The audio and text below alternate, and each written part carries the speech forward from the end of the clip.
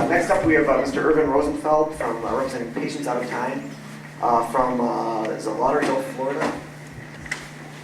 Mr. Rosenfeld, thank you for your willingness to come to Michigan.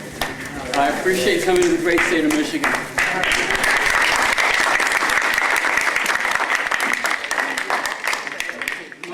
My name is Irvin Rosenfeld, and I am the longest surviving federal medical marijuana patient in the United States. There are 5 patients currently in the country, and that will only be 5 because the Bush administration shut the program down in '92. I have a severe bone disorder called multiple congenital cartilaginous exostosis and a Irvin syndrome pseudo-hypoparathyroidism. Now this causes bone tumors to grow outwardly all throughout my body, growing into the muscles and into the veins. As a teenager, I had many operations, I was using all kinds of drugs, and I was an advocate against marijuana in the late 60s. Why would a healthy patient, a healthy person, use an illegal drug when here I would hold up my baggie with all the prescriptions and say, look at me, look what I have to take, be thankful you're healthy. Went to college in Miami in '71, and there, because of peer pressure, I tried marijuana. And it did nothing to me.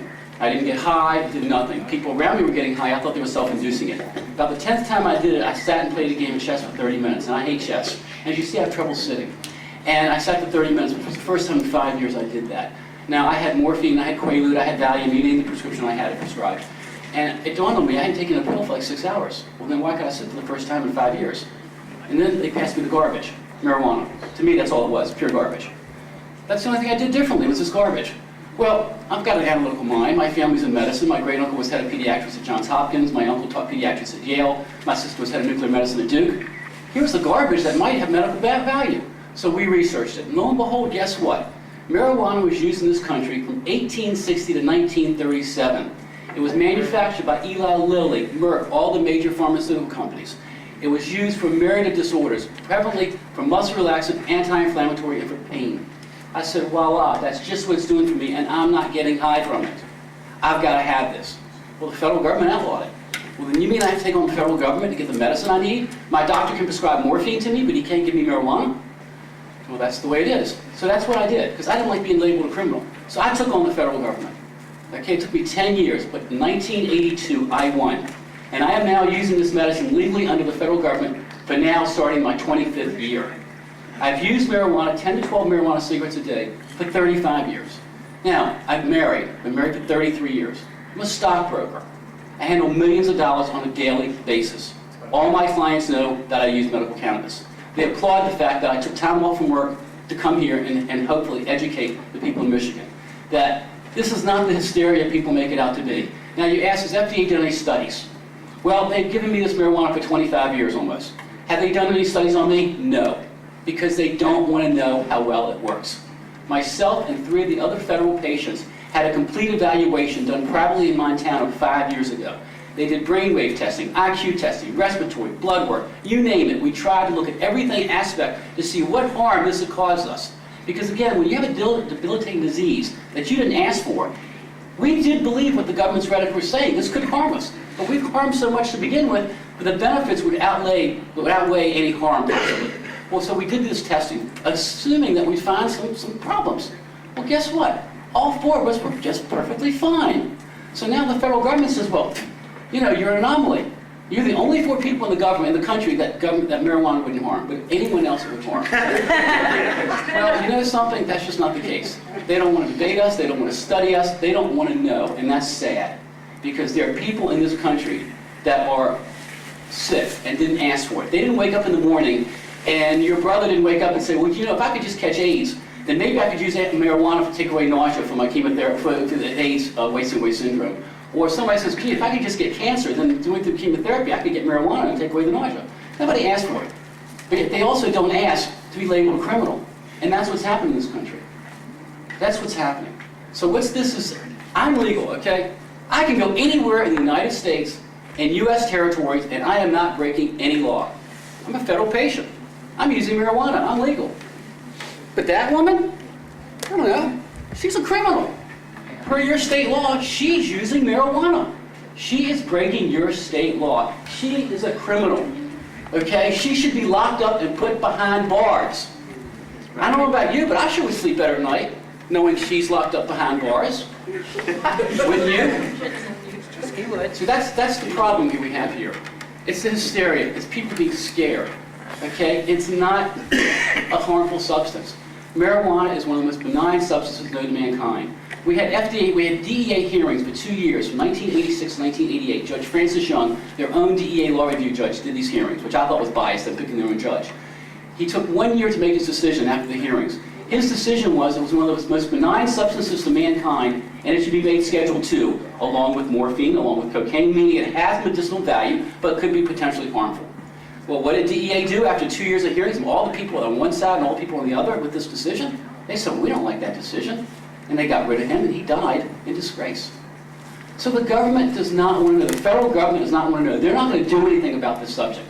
So what each state has to do, which is, I'm really sad because it's a federal program. The government grows this marijuana for me on the campus of the University of Mississippi. Your tax money pays for this, and I appreciate it. But it's a medicine. I go to a pharmacy, I pick up my tin can, 11 ounces of marijuana I smoke every 25 days. 11 ounces every 25 days with no euphoric effect, no ill effect. My lung capacity was 108% of normal. Okay, I go and pick it up as a prescription. That's the way I think it should be. Meaning people shouldn't have to grow their own. These states in California doing all this, no, I'm against it. However, I'm in favor of getting medicine to the patients. That's the most important aspect. And if that's the only way that they're going to pass laws, and the federal government's not going to enact a federal policy so other people can pick it up as a prescription, well, if they're not going to do that, then the states are left up on their own. They've got to do what they can. Take the crime away from these sick patients. There's no need prosecuting people who are sick. And it's wasting your resources, putting people in jail. I mean, I know myself in Florida, we have overcrowding. Well, they arrest a nonviolent criminal, they may be putting that person in jail and letting out a violent criminal.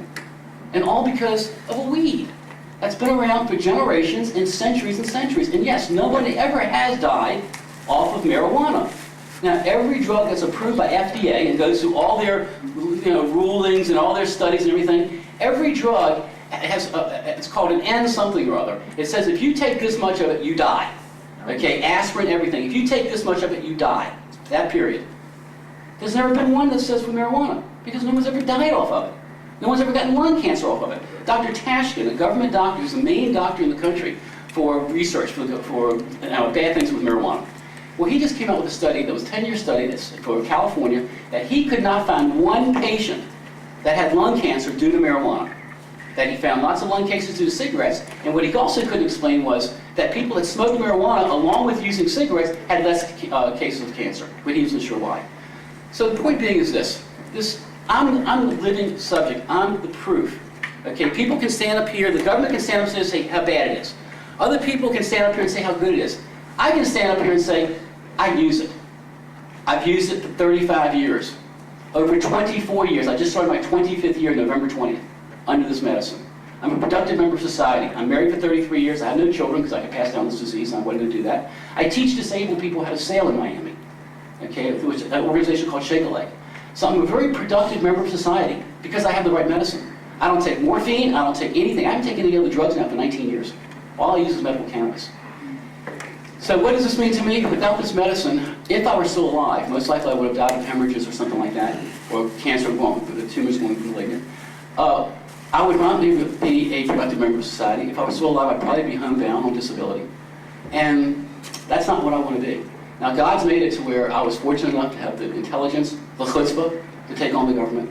And God's made it to where, Irvin, you're still alive, and you still got to help others. So that's why I left work in Fort Lauderdale yesterday, flew here, and fly back tonight, and be back at work bright and early tomorrow morning. I thank you all very much.